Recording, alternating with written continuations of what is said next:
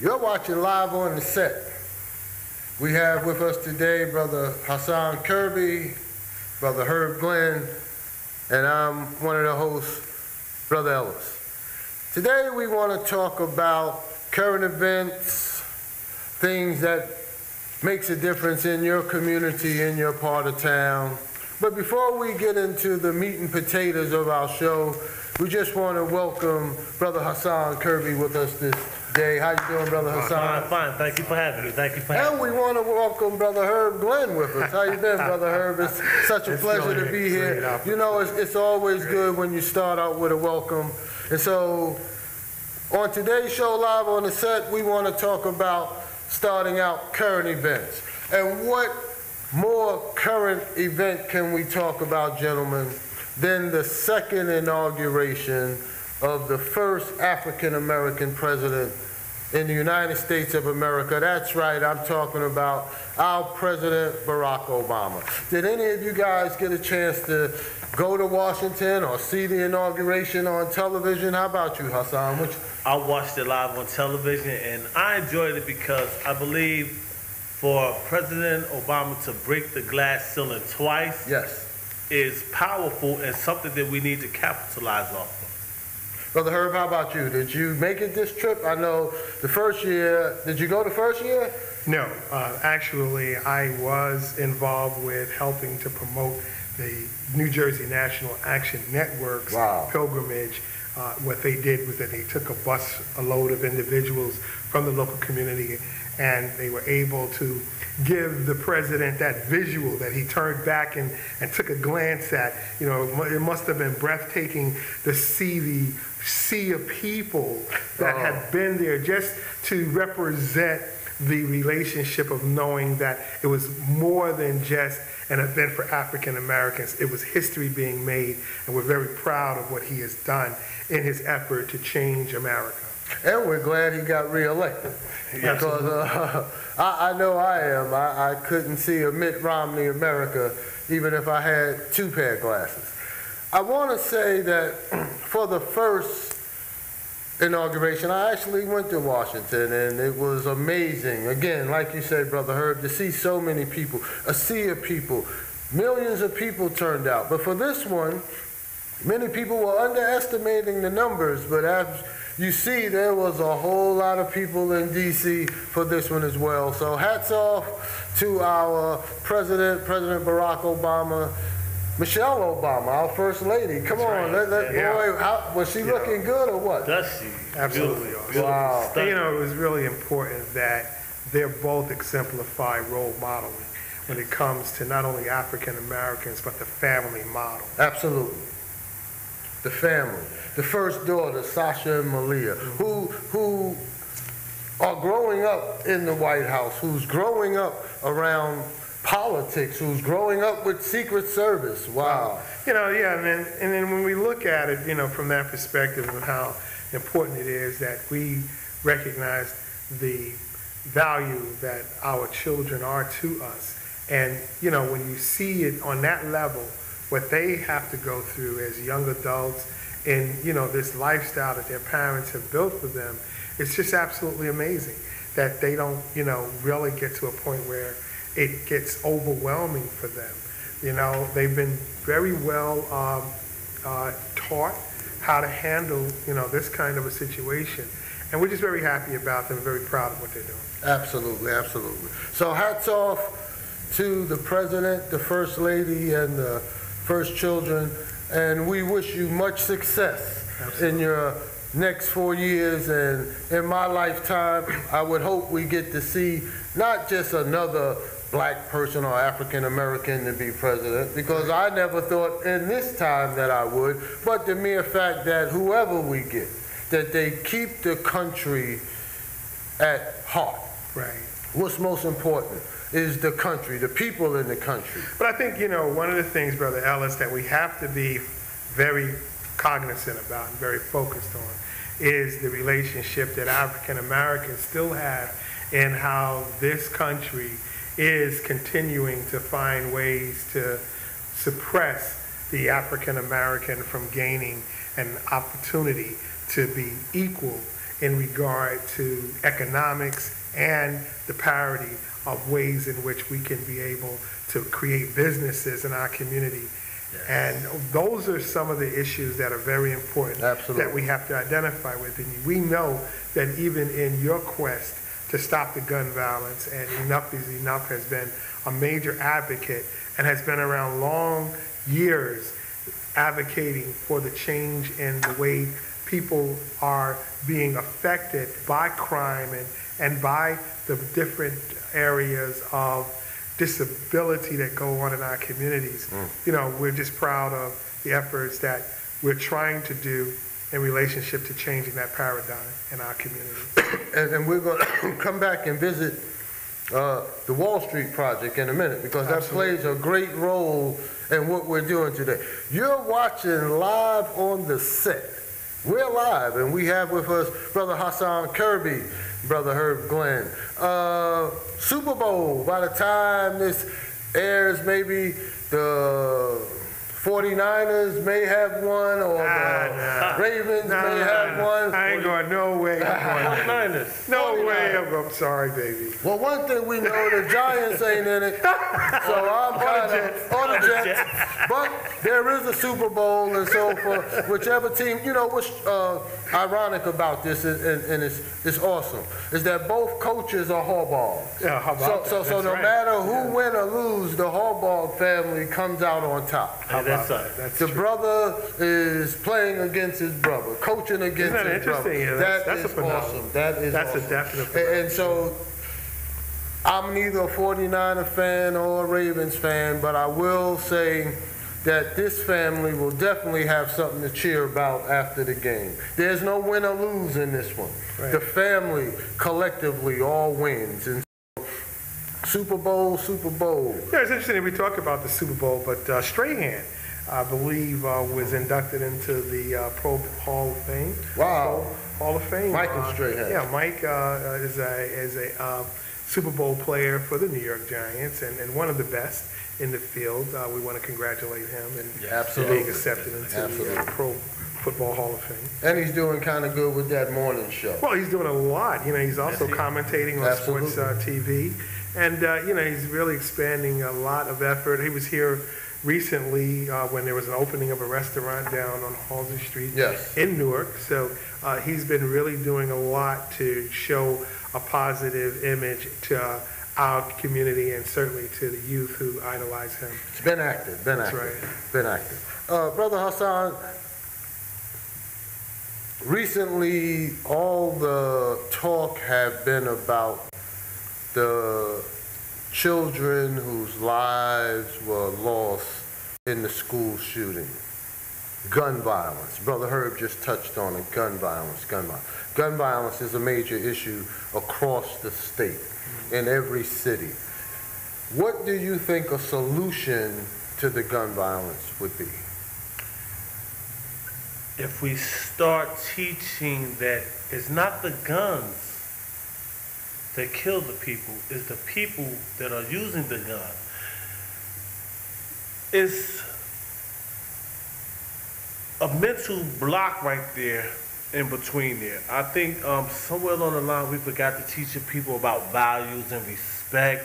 We're getting away from those things that cause behavioral problems where people will take a gun and take another human being's life without no cause, senseless, over a color. What happened in Connecticut was sad. It was a tragic event, and I believe we need to start equipping our kids more, like how to be able to go in the back room and call 911 when something like that happens. I used the illustration the other day with a young kid. I said, if a guy came in and grabbed the teacher, would you know what to do?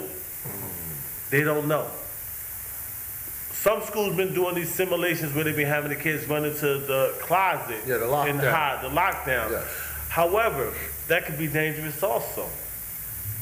Are we protecting our kids? Are we putting them in more harm's way by doing that? Because soon as, if you got a person who's thinking illogical in the first place, when you take a kid, when a kid takes off, he don't know what that kid is going to do. So his first reaction may be to start shooting. Right. So we may lose more than we help. We have to find other preventive ways for our children to handle these type of situations. And for us, collectively as a nation, to start addressing this. Gun sales have went through the roof. Basically, since this has happened. Makes you wonder, what type of message are we sending when a senseless thing like that can happen and people go buy more guns? Well, I want to say this, as someone who's been shot multiple times, left for dead in the street, I understand the psychology, because most people figure that if we have a gun in our home, we are more safer. But the flip side of that is, if you are not trained, licensed, your gun is not registered or permitted, if you don't go to the range and practice gun safety, how safe can you be? Why do I say that? Because I've attended funerals where a gun was found in the home and the little child accidentally picked it up and bam! And that's the end. So that's not the cure-all or the be-all. What I do think would help to solve a lot of the gun violence is gun education. Yes. Well, you know, it's interesting when you shared, and we will talk a little bit more extensively about the 16th annual Rainbow Push Wall Street Project. But in the forum, there were some discussions in relationship to the disease that exists in relationship to the culture when it comes to guns in particular and violence, and that, you know, it's a mental problem with mental illness. It's a problem with mental illness, excuse me, is what I'm really trying to say. And, you know, one of the interesting facts, and I did an interview with Reverend Jackson, was that he really emphasized the fact that nowhere in America is there a gun shop that's run by blacks. Nowhere in the world is there a manufacturer of guns that is manufactured by blacks. There's an evil culture that is really working hard to instill fear in our lives. And what guns do is promote fear. And it's like you're saying, yeah, we're not taught how to be able to safeguard ourselves against fear. Because we don't teach fear in our lives. But that is what is becoming part of a culture that is infiltrating our lifestyles and interrupting the real normal lifestyles of individuals and causing the kinds of problems that are happening in our communities. Listen, we all know that we have a very high rate of unemployment, especially in the African American community. Yes, we I think do. we're somewhere around 16% of unemployment. That's higher than the national average. That's not the problem. We know that there is an issue in relationship to how the majority of the crimes that are in our penal systems today are domestic related crimes. Yes. That's not the problem. The problem is that we have not really focused on educating ourselves how to identify the mental illness. Mental illness is in the real major capacity of what is causing a lot of these issues to be properly developed into something that we have to know what to do in the event that we recognize someone that's mentally ill. Mr. Glenn, on that note, it's so funny that we realize that it's a mental issue now, and look at the mental issue that we're dealing with. It's a subliminal message that's been pushed across for years that make gunplay cool and acceptable. It started off with cowboys and Indians, the old shootout corrals at noon, where you had two cowboys pacing a couple of distances, and then they turned around to see who would shoot the other one first. So these things have been subliminally placed into our lives and into our culture, making us think that gives us this fascination with guns and the excitement and adrenaline from the shooting and everything. Look at the #1 video game out right now. It's Call of Duty, where you have a military man with a gun going around shooting other military people, the enemies and everything. Every teenager is playing that game like it's okay. But in my generation, we had elevated action, which was the detective with the on the elevator rising up, and each floor he had to shoot the people. So we're breeding a mental incapacitated generation to make them think that this is okay to do. Play with guns, shoot. Whenever a kid takes a toy gun to school and all he gets is a suspension, what are you saying? What message are we sending? Wow. Live on the set, that's what you're watching today. I want to talk about Black History Month. We're going to go right into this Wall Street Project report because we really want to hear what the Reverend Jesse Jackson is doing. And the Wall Street Project has been around for years. This isn't nothing new. But in the segue to this show, how many people know that back there where Wall Street is built is an African American burial ground, slave burial ground. So when you walk by and you see that big bull standing in front of that building, and now the World Trade Center is not there anymore, but that whole area over there is an African American burial ground where a lot of our relatives, great-great-grandparents, and great-great-great-grandparents were buried. Wow. Fannie Lou Hamer, Granville T. Woods, Elijah McCoy.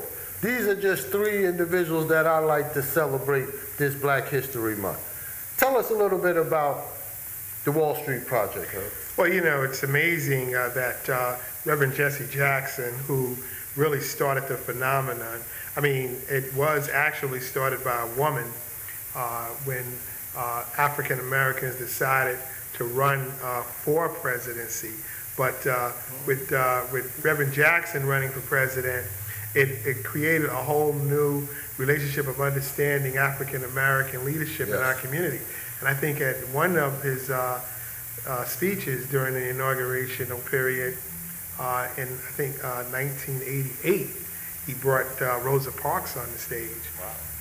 Black history. We're talking about Black history, but you know, we fail to realize where women are in the Black history of our lives, and that in many instances, the way in which freedom even became part of our lifestyle was from Harriet Tubman. Underground you know, Railroad. when we look at the relationship of the freedom rides and things involved with our lifestyles, it had to have a lot to do with women. So, you know, I'm very passionate about the relationship that women have brought to our lifestyles, and that I believe in Black history now in relationship to Coretta Scott King and Betty Shabazz, and now there's even a documentary being promoted about their lifestyles that we can identify to them as having the kind of celebration of relationship of what has made us really a foundation of relationship of what's going on in this country. So the fact in terms of, as we really talk about the Wall Street Project though, is that the Wall Street Project really culminates around the challenges of to be able to get corporate America to end the multi-million-dollar trade deficit with minority vendors and the consumers. And while we're working to ensure equal opportunity for diverse employees, entrepreneurs, and consumers, the Rainbow Push Coalition has been progressive as an organization protecting and defending, expanding the civil rights to improve economic and educational opportunity. And one of the things that was so important about it was the new plan towards economic empowerment and understanding how we can get financial parity. And one of the themes that Reverend Jackson is focusing on is where is the money?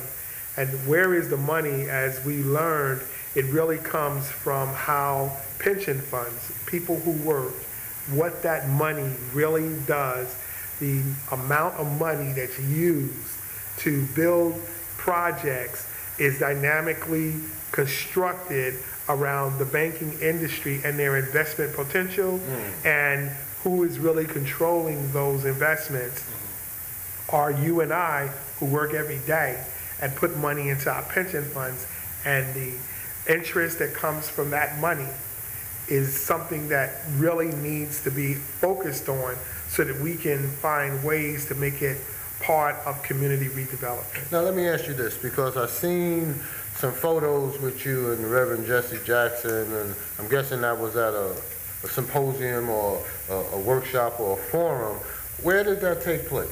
The pictures that you saw with Reverend Jackson and I was during a summit meeting that the Reverend convened with some of our leaders here. In fact, our most prominent leaders. We had with us the Speaker of the House.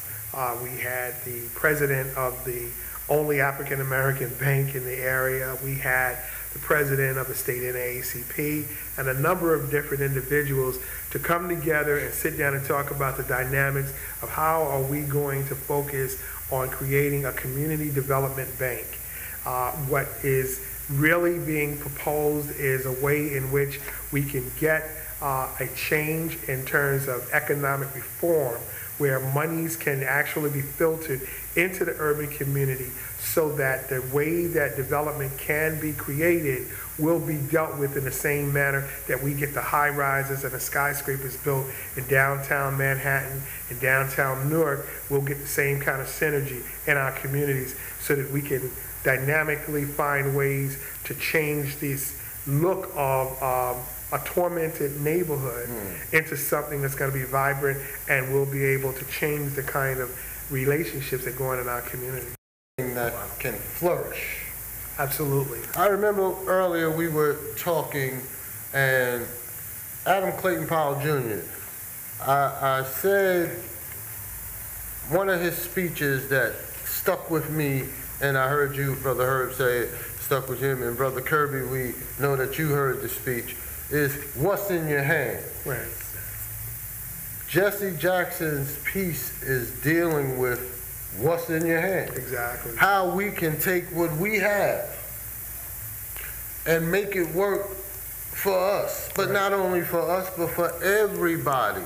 And it's most important, and you're watching live on the set, it's most important that we have an economic base, because economics is what controls your environment. But one of the things that we also recognize, and Kirby, maybe you can jump in on this, is that we're not educating our students about the importance of investing.